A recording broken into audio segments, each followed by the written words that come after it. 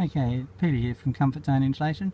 You can see I've just pumped this job with Cellulose fibre insulation, and it's just up to the tops of the joists there.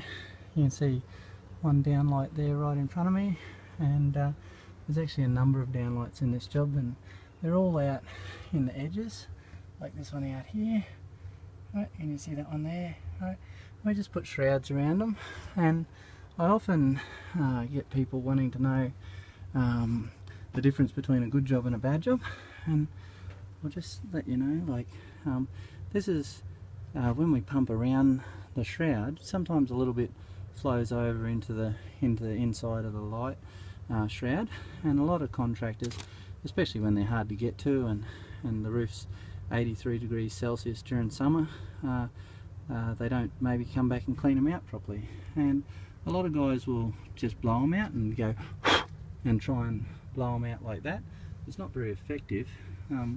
I use one of these battery operated garden blowers. This is just a cheap one because they can't handle the heat, and I just put that in there, give it a little blow like that.